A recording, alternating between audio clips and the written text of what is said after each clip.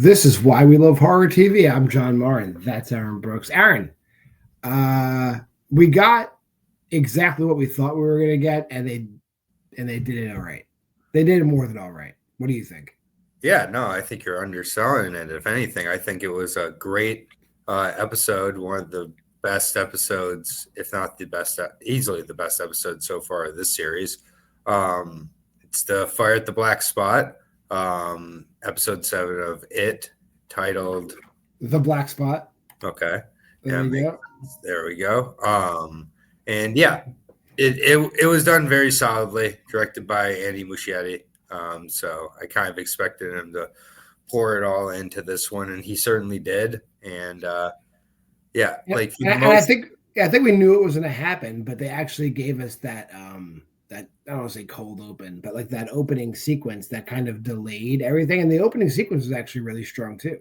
Yeah, you can start with that. I mean, it's in 1908 with 1905, where we actually see Robert. Was it Robert? I forget what his last name is. Robert Gray. Yeah, Robert Gray. So I knew that. I meant my knowledge. The original Pennywise the Dancing Clown, and we don't see it graphically happen, but we do see like the circumstances surrounding the whatever we call it when it's not Pennywise, the entity claiming him and absorbing him into its amalgamation of terror.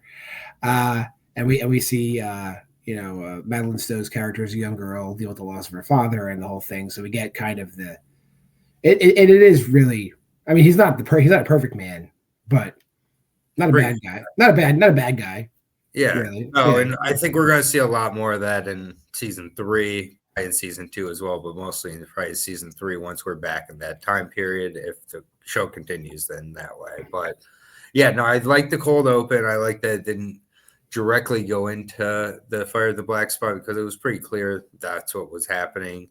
I haven't read the books, but I was still able to kind of put that together. That it's pretty clear this spot where all the black army and Air Force and all go, is going to get attacked. Wouldn't that be a tragedy? Yeah, and like just the way the rope-a-dope they pull in the confrontation, like the I don't want to say rednecks, but the white supremacist folks, storm in, they have their guns drawn on a bunch of military dudes who just draw their guns back on them, right? And you think for a second cooler heads are going to prevail, but like no, that's not the way it works. No. And then it becomes a kill box. Like they turn the building into a kill box. Like they lock them in, they set it on fire, and they just riddle the building with bullets, which is like insane. It hits so insane. We do get a lot of that Andy Muschietti CGI, I guess, but it's not the worst CGI I've ever seen. No. It fits in the scene. I can deal with this. It's better than most of his, so I'll say. And they go hard. They go really hard in this scene. Yeah, kids are dead, including Richie. Which was like the most obvious death in the history of deaths to ever die when he had that drum solo last week. I mean, like we talked about it, like, and Marge and him have kind of their Titanic moment. She's like, "Oh, get in the box with me." Playing room, there wasn't. He realizes it. Like it's done well. It was very. They give him a really over the top hero's death, but I don't hate it. Yeah, no, I know, and Marge eventually becomes Maggie, who gives birth to Richie in the new, It. Richie Tozier, named after a young Cuban boy who died from smoke inhalation, saving his mother. Yes. Yeah. Wonderful. Yeah. So yeah, there's all of that. I think it's kind of a tough episode to talk about in a lot of ways because it's like, oh well, so much of it was that sequence. What did you think about like Dick just kind of, dipping from the scene? Well, I guess last week when was it last week or 2 weeks ago when he's confronted by Pennywise and Pennywise undoes the doctor's sleep memory boxes in his head, which causes all of these, and we don't necessarily know where all these folks came from, but he's obviously witnessed a whole bunch of death or a whole bunch of dead spirits have been bothering him. Now they bother him nonstop, but one of the spirits he sees is a Native American girl who helps him and guides him. But Halloran's fried. Like he's absolutely fried. We could tell by seeing him in The Shining and seeing him in Doctor Sleep, he eventually gets his shit back together. But as of right now, that happening actually has driven all of the plot. Like Halloran's unraveling has driven the entire plot now that we have with this like sharpened senses and the spirits he's seeing. The general and his crew have managed to unearth one of the pillars containing, what will be known as Pennywise. And I have no idea. I think you have a good theory of what they're planning to do with it. Yeah. I don't understand. I mean, they will. I mean, not I don't understand because it's written badly, but the mechanics of what they are about to do, I don't get. But I imagine it will be fucking crazy. Yeah, and it's just, again, I'm trying not to think too far into the future, but it's just so strange how they're choosing to go about with season 2 going back in time, because I'm like, we're running out of time to show us what we're doing with the military here.